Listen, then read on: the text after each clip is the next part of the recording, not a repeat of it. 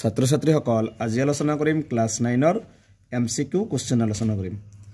প্ৰথম কোশ্চেনটো আছে x অক্ষৰ সমীকৰণটো হল এ option এ আছে y = 0, b আছে x = 0, c আছে 0,0 আৰু d আছে নান মানে এটাও নহয়।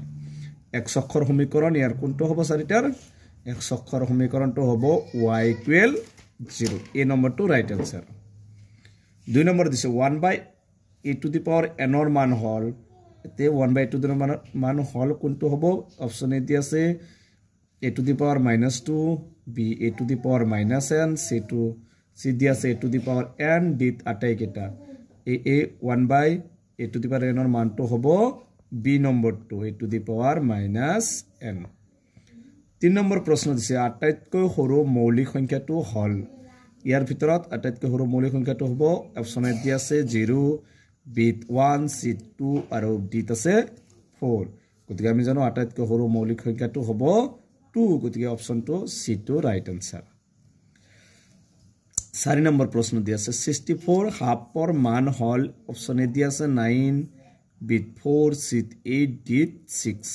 64 1/2 ৰ মান হ'ব এনেকৈ কৰিবা 64 টো আমি এনেকৈ লিখিব পাৰিম 8² আৰু ইফালে দি আছে 1/2 এইটো কেনসেল কিমান থাকিল 8 তে এইটো আমাৰ কোনটো আছে c নম্বৰটো। গতিকে ৰাইট আনসাৰ হ'ব c। 5 নম্বৰ অৰ্ধবৃত্তস্থ কোণৰ মাপ হল অপচন এ দি আছে 360 degree, b 180 degree, c 90 degree আৰু d আছে 60 ডিগ্ৰী। গতিকে অৰ্ধবৃত্তস্থ কোণৰ মাপ হ'ব 90 ডিগ্ৰী তো c টো ৰাইট আনসাৰ। 6 নম্বৰটো চক্ৰীয় চতুৰ্ভুজৰ বিপৰীত কোণৰ সমষ্টি মানে কি যোগফল অপচন এ দি আছে 360 degree, b 90 degree, c 180 degree আৰু d দি আছে 60 ডিগ্ৰী। আমি জানো যে চতুৰ্ভুজৰ আটাইকেইটা কোণৰ যোগফল কিমান 360 ডিগ্ৰী। এটা হৈছে চক্ৰীয় চতুৰ্ভুজৰ বিপৰীত কোণৰ সমষ্টি। গতিকে কিটো হ'ব c টো ৰাইট আনসাৰ 180 ডিগ্ৰী। 7 নম্বৰ প্ৰশ্ন দি আছে আটাইতকৈ সৰু পূৰ্ণ সংখ্যাটো হল অপচন এ দি আছে 0, b 1, c 2 আৰু d 3। যে আটাইতকৈ সৰু পূৰ্ণ সংখ্যাটো কি হ'ব 0। অপচন এ টো হ'ব কাৰেক্ট আনসাৰ। 8 নম্বৰ প্ৰশ্নত কৈছে মূল বিন্দুৰ স্থানাংক হল অপচন এ দি আছে 0, b দি আছে 0,0, c দি আছে 1,0, d নান মানে এটাও নহয়। গতে মূল বিন্দুৰ স্থানাংক কি হ'ব 0,0, b টো হ'ব ৰাইট আনসাৰ। 9 নম্বৰ তলৰ কোনটো পৰিমেয় সংখ্যা মানে কোনবিলাক যিবিলাক আমি p/q আকাৰত প্ৰকাশ কৰিব পাৰো। অপচন এ দি আছে √3, b দি আছে 3√2, c π, d 4/7। গতিকে ইয়াৰ ভিতৰত পৰিমেয় সংখ্যাটো হ'ব d নম্বৰটো 4/7 টো হ'ব ৰাইট আনসাৰ। 10 নম্বৰ প্ৰশ্ন দিছে 2x³ - x² + 2 বহুপদটোত x² ৰ সহগ হল অপচন এ -1, b 1, c -2, d 2।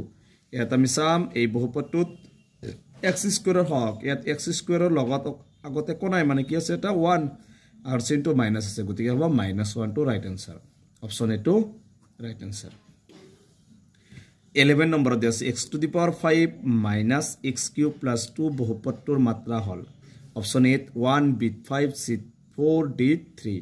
তোমালোকে মনত ৰাখিবা যদি বহুপদৰ মাত্ৰা ওলাব দে যিটোৰ ঘাতটো আটাইতকৈ বেছি হেতু হৈছে বহুপদটোৰ মাত্ৰা। ইয়াত কোনটো ঘাত বেছি আছে 5। গতিকে ইয়াত বহুপদটোৰ মাত্ৰা হ'ব 5, b টো হ'ব ৰাইট আনসাৰ। তাৰ পিছত দিছে 12 নম্বৰ তলৰ কোনযোৰ পূৰক কোণ নহয় মানে পূৰক কোণ নহয় বুলি কৈছে। পূৰক কোণ হলে আমি জানো যে 90 ডিগ্ৰী হ'ব লাগিব। এই দুটা যোগ কৰিলে আমি কি পাম 90 ডিগ্ৰী পাম। এই দুটা যোগ কৰিলে কি হ'ব 90 ডিগ্ৰী। তাৰ পিছত 13 5 এইটো যোগ কৰিলে 90 ডিগ্ৰী নহয়। এইটো যোগ কৰিলে কি হ'ব 90 ডিগ্ৰী হ'ব। গতিকে আমাৰ কোনটো 90 ডিগ্ৰী নাপালো। গতিকে c টো হ'ব ৰাইট আনসাৰ। 11 হ'ব 91 হ'ব। 13 নম্বৰটো তলৰ কোনটো ৰৈখিক বহুপদ কোনটো হ'ব অপচন এ দি আছে x² + x, b x - x³, c y + y² + 4, d দি আছে 1 + x। এইকেইটাৰ ঘাত আছে। এইটো হৈছে দ্বিঘাত, এইটো ত্ৰিঘাত, এইটো দ্বিঘাত বা বহুপদ হ'ব। এইটোৰ কোনো ঘাত নাই। গতিকে এইটো হৈছে ৰৈখিক সমীকৰণ। d টো হ'ব ইয়াৰ ৰাইট আনসাৰ।